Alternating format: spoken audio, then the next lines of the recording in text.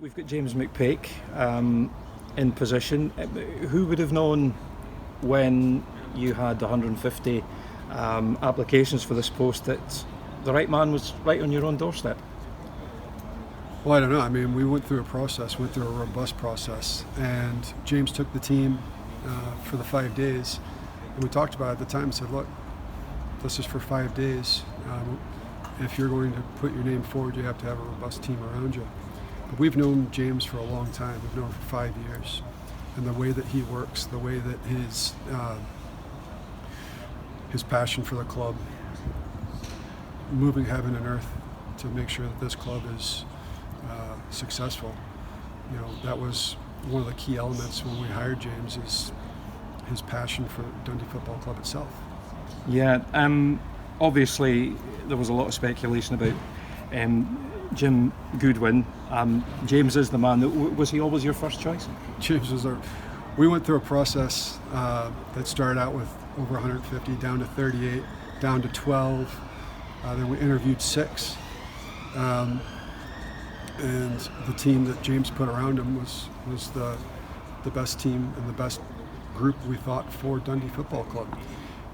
Yesterday, all of the emails and texts and basically communication to the other candidates went out. We thanked them for their time, but there were a lot of good candidates as well. But at the end of the day, James edged them. Yeah, you certainly did say beforehand if you were getting a younger manager and you'd get a number 2 in with a lot of experience, and Jimmy Nicholl certainly ticks that box. How important a role does he have? He has a very important role. James, when he's out on the sidelines, there's be a lot of things going through his head. And when we get to critical points in the game, he has somebody that has absolutely been there and done that at multiple levels, and is still doing it at multiple levels for Northern, or doing it at the highest level for Northern Ireland. He can bounce ideas off of him. Jimmy can give him his thoughts and understanding, but ultimately James is going to make that decision, and then we'll make sure that they review it at the end, and if it's the right decision or wrong decision. But he's absolutely the best person that we could think to put around him to make these type of decisions. I know you don't have a crystal ball, John, but what convinces you that you have the right management team in place at last? Well, you don't have a crystal ball. We've tried a few things, and it's failed in different ways. James, if you're going to be in a fight, if you're in the trenches, you want James next to you. And this season is going to be a fight. It's going to be a slog. Everybody says, well, you've got the boys down the road. It's between you and them. It's not. It's between the whole group. We've been in this league. We've been here 6 years. We won this league by a fingertip. So it is absolutely going to be a slog. And with James's passion, that no matter what, he's going to give it its all and try to get us over the line. Sometimes when you bring in a candidate from outside your environment, it's very much of a square peg in a round hole. Was that overcome in this situation with you knowing so much about James and James knowing so much about you? Yeah, we've watched, like I said, over the last 5 years, we've watched him work. When he was injured, Paul had him on the sidelines as a first-team coach. He's always lifting people up, even with the 18s and the reserves. He works in a manner as if he's working with the first team. He does all the video reviews. He does all of the things that you would do to prepare a team for a first-team match. And to be fair, when he did it on the last game of the year, his work week was amazing, and he showed us exactly what he did, how he prepared, and then showed us how it came off. Now, obviously, a lot of things went wrong in that match, as far as you had to kind of throw tactics and other bits and pieces out the door because you had to change so many times, and we're trying to get some young players on and some things of that nature. But he handled those situations as well as you could. I mean, it was still a close game at the end of the day when we were down to 9 men. And we still had a chance. I think we would have, stayed with it. We probably would have won that game. But yeah, he's knowing the way he is, and one of the pieces of advice that we got was make sure that whoever you put as manager loves the club, wants the best for the club, and thinks that this is the absolute best job in the world. This league that you find yourself in next year, it's not as though there's one or two teams. There's probably 5 or 6 teams that are quite capable of winning this league, depending on what run they take. Do you feel, as I say, that James has the knowledge of this particular league that will help Dundee in this situation? Oh, I do. I think he has the knowledge of being in these type of situations and being in situations where it is, he knows that we're going to have to be in fights sometimes. We're not going to be able to play pretty football from time to time. And he's a winner, and he wants to win, and he'll find a way to win. So, we have full confidence in him. Like I said, the team around him, himself.